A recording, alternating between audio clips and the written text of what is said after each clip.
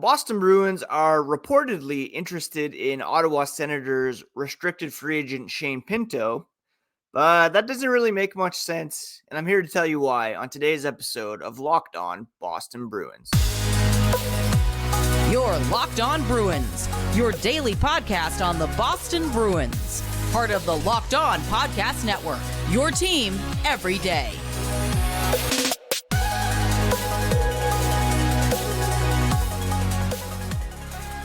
What is up, Bruins fans, and welcome back to the Locked On Boston Bruins podcast. I'm your host, Ian McLaren, and this is a daily show where we discuss all things Spoke to Be. Today is Monday, September 11th, and I want to thank you so much for making Locked On Bruins part of your day every single day, free and available on your favorite podcast app as well as on YouTube. Please do hit that subscribe button and become an everydayer here in 2023-24.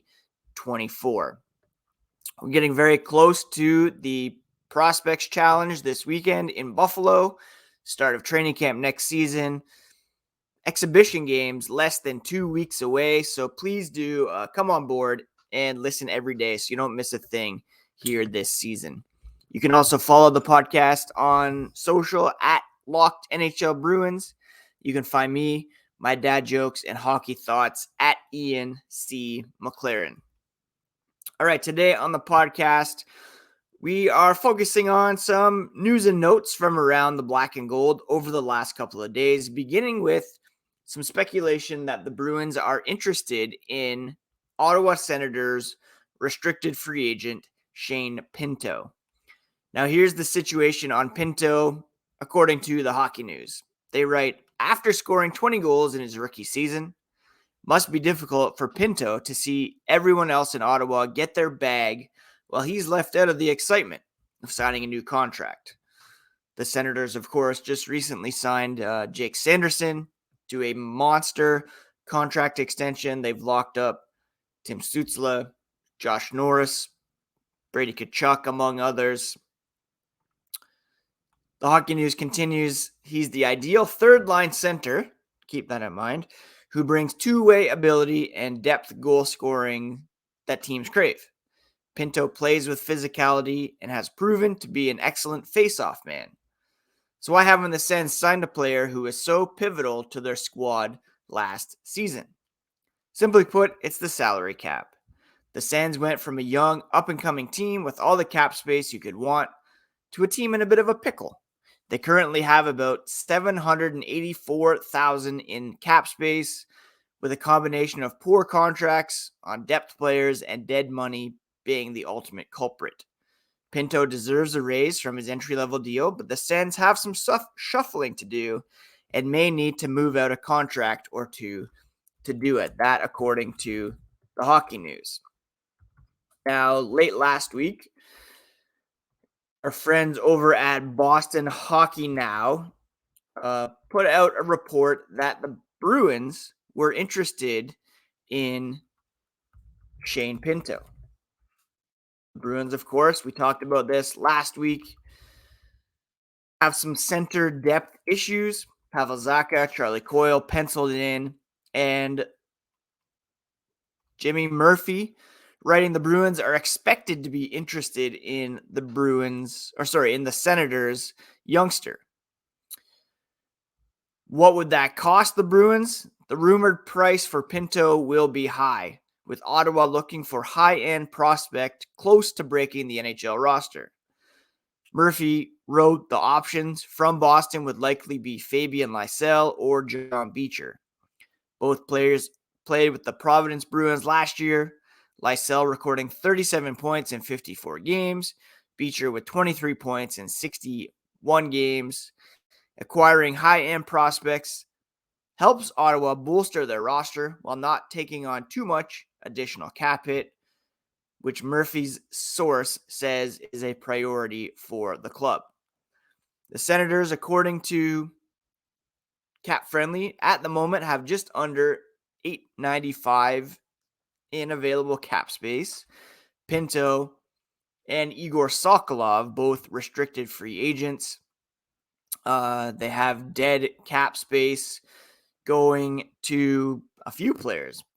Retained salary, Matt Murray, $1.562 million. Bobby Ryan buyout, $1.83 million. Colin White buyout, as well as a Michael Del Zotto buyout. So they have about $5 million in dead cap space, similar to what the Bruins have. And that's why this doesn't really make sense from my perspective. There's a couple of reasons. For one, the Hockey News you saw, they wrote that Pinto is the perfect third line center. The Bruins are in need of a top line center. So why would you flip a prospect like Fabian Lysell? I mean, I could see John Beecher for sure, but Lysell, a bit of a stretch to acquire a guy that you have already filled that role by signing Morgan Geekie, re-signing Trent Frederic. We even saw this morning on The Athletic, Fluto Shinzawa saying Frederic could be a pivotal offensive difference maker for the Bruins this season. If you're going to be trading any high-end prospects, and of course that's relative here in the Bruins case, as their prospect pool is widely regarded as being one of the lowest ranked in the NHL, but still, you need to hold on to your prospects. There's no point really in trading for a guy that would fill a role that you already have filled here on the Bruins. If you're going to trade prospects, package them for someone who could step in and play top line or second line minutes for the Boston Bruins, like an Elias Lindholm in Calgary or a Mark Scheifele in Winnipeg. These are the bigger fish that you should be after. Yes, Pinto had a great rookie season, 20 goals in a depth role, but given more of an opportunity, Morgan Geekie could be at that level this season for the Boston Bruins, or Trent Frederic could hit that level as well for the Boston Bruins. And that's the other thing. Pinto still has to be signed. So if the Bruins are going to be acquiring him, they would need to create some cap space. That's the reason why he hasn't re-signed with the Ottawa Senators. A lack of cap space. The Bruins at the moment have about $429,000 in available cap space. That's less than what the Senators are working with. So they too would have to not only trade one of their top prospects, but also make some room cap-wise to accommodate not just Pinto's contract from last year, which was around $925, but the raise that he's looking for at the moment. So if he's looking for around $2 million, you've already got that being given to Trent Frederic and Morgan Geekie, who will be on the third line. So add it all up, I can see why they would be interested in a guy like Pinto. Most teams around the NHL would, but does it make sense for the Boston Bruins? Not really. They, again, would have to give up a prospect to fill a position where they already have players slotted in Morgan Geekie. Trent Frederic. Is Pinto, you could maybe argue that he could play on the second line where you put him with Pasternak and Zacha, and then bump Van Riemsdyk down to the third line. Yeah, I guess that could work, but is he a second line center? Again, according to the Hockey News, best suited as a third line role player. So we'll have to see here if there's any merit to it. Again, consider the sources and put it in context. For me, it doesn't really make a ton of sense, but crazier things have happened, and there's a couple weeks here, a few weeks before the opening night lineups have to be locked in. There's always some waiver maneuvering, potential trades. Don't forget, a couple years ago, Bruins traded Johnny Boychuk during training camp or right near the beginning of training camp. So nothing set in stone until opening night, really until after the trade deadline. But for me, I don't know. Seems like a lateral move at best where you are having to sacrifice. Certainly, I would not be trading Fabian Lysell in order to acquire a guy like Shane Pinto. I think Lysell's ceiling is a bit higher than Pinto's. All right, and coming up after the break, we're going to talk about Milan Lucic being back in town, Alex Chiasson not being a huge fan of PTOs. But first, we are going to discuss our sponsor today, which is our friends over at FanDuel. Football season has started, and FanDuel is inviting you to jump on board the best sports betting app around. Right now, when you bet on a Super Bowl winner, you get bonus bets every time that team wins in the regular season. So, week 1 has almost come and gone. Monday night games tonight. Whatever team you pick to win the Super Bowl, if they won in week 1, you'll get bonus bets back for every victory. And you can use them for spreads, player props, over-unders, and more. All you have to do is visit fanduel.com/lockedon to start earning bonus bets with America's #1 sportsbook. That's fanduel.com/lockedon, the official sports betting partner of Locked On and the NFL. Thank you so much once again for making Locked On Boston Bruins part of your day every single day. We are 3 episodes through the rest of this week.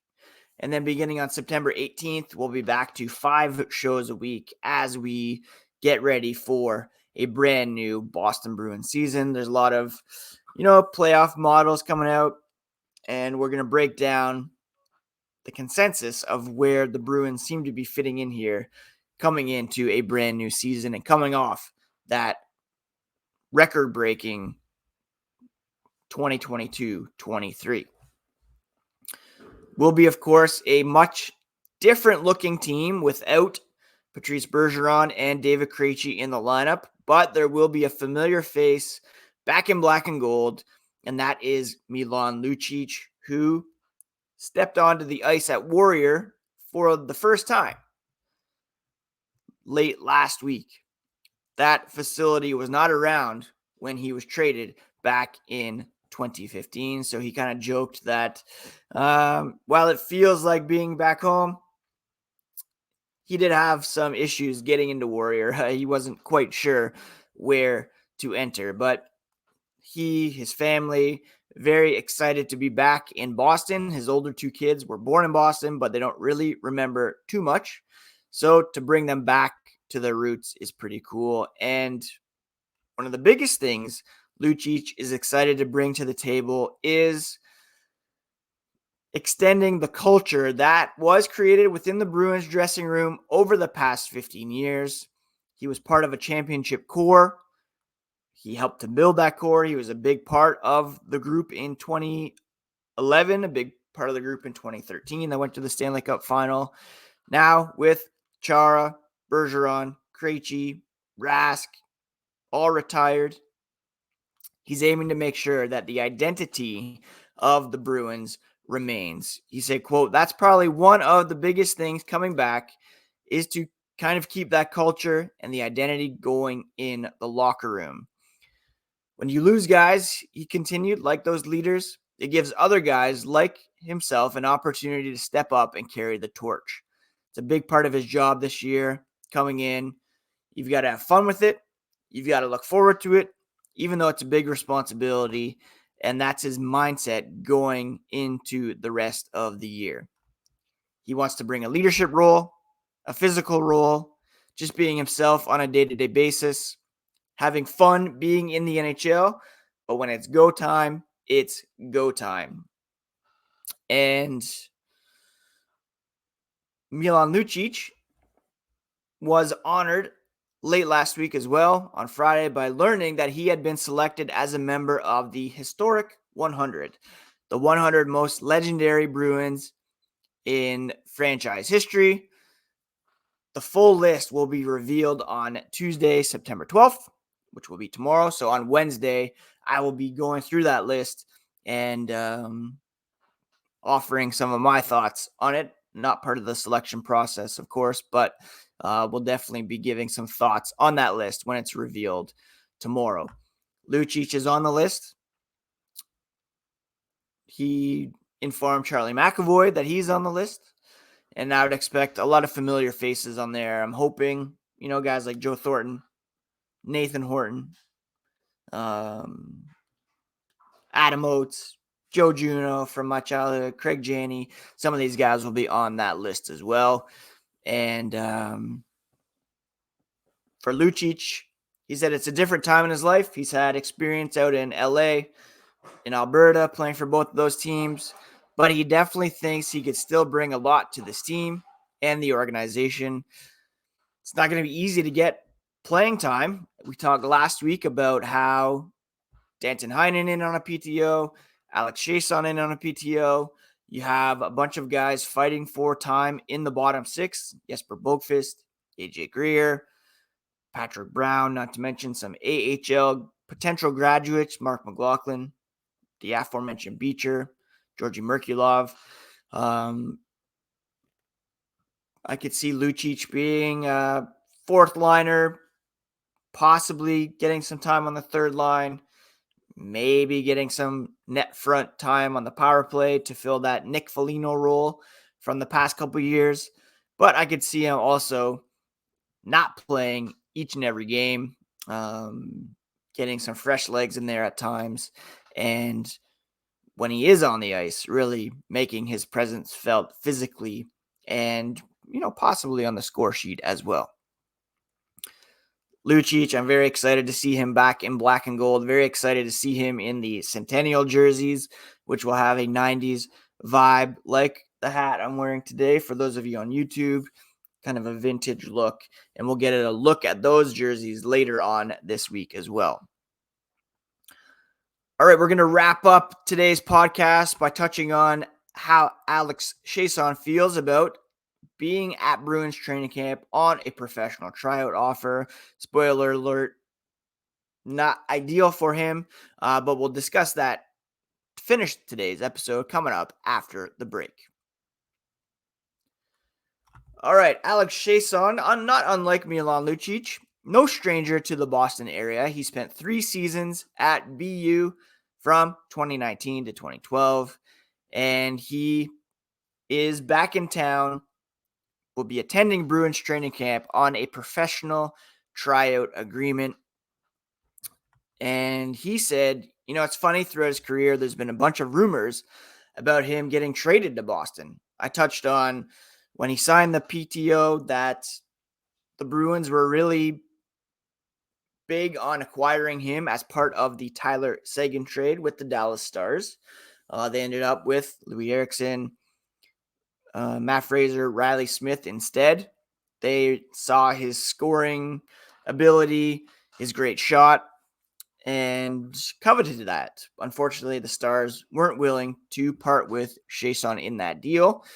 And I touched on how he ended up remaining in Dallas, becoming very close with Rich Peverley, who went from Boston to Dallas in that trade and was very affected by the cardiac incident that Rich Peverley experienced that ultimately ended his career. He played 3 years for BU after being drafted in 2009. The school means a lot to him. The city means a lot to him. He was around when the Bruins won back in 2011. He knows what the Bruins, sports in general, mean to the city of Boston. He compared Boston to a Canadian market when it comes to hockey, with the media and the quality of sports that the city has.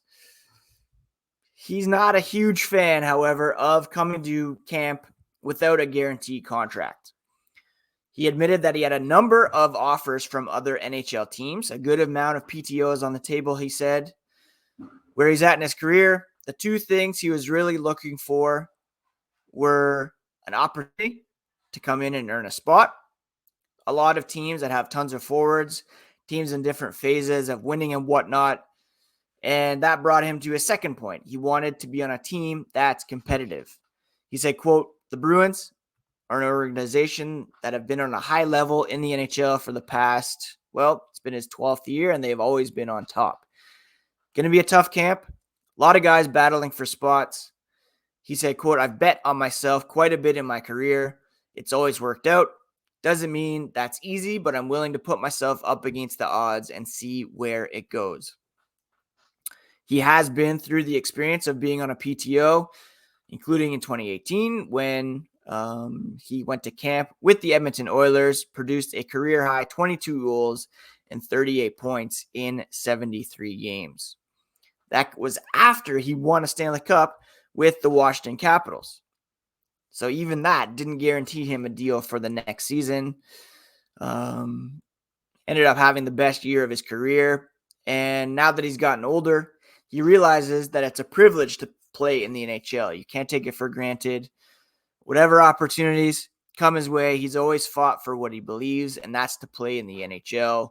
650 games. He's won a cup, played with some of the best players to ever play the game, Ovechkin, McDavid, and he's trying to keep it going, trying to squeeze a little bit more out of it, and excited for this opportunity in training camp.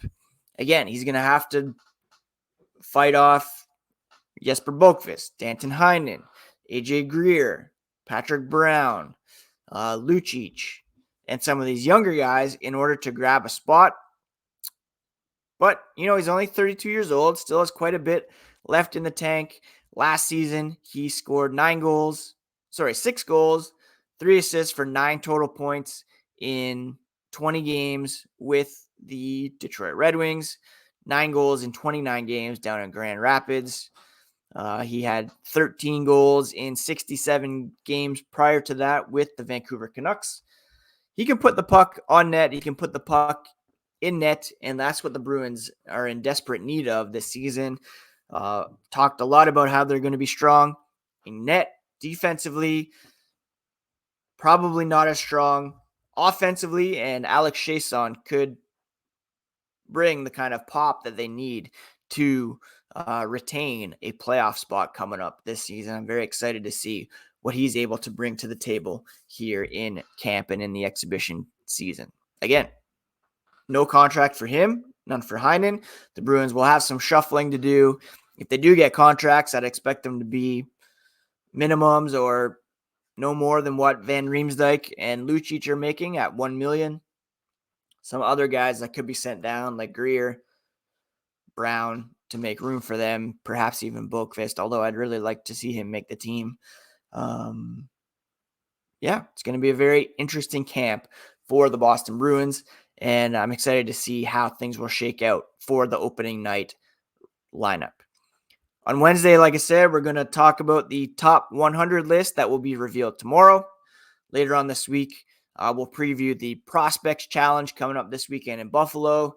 Things are really starting to come together here, and hockey really is just around the corner. I'm very excited for it, and you don't want to miss a thing here on Locked On Boston Bruins. So keep it locked by subscribing on your favorite podcast app and on YouTube. And hope you all have a great week. Thoughts, of course, to all those affected by September 11th, something we will never forget for sure. And take a moment today to remember that and to, think about the families affected there. Please do take care of yourselves. Take care of each other. We'll talk to you again here coming up on Wednesday on the next episode of Locked On Boston Bruins, part of the Locked On Podcast Network, your favorite team every single day.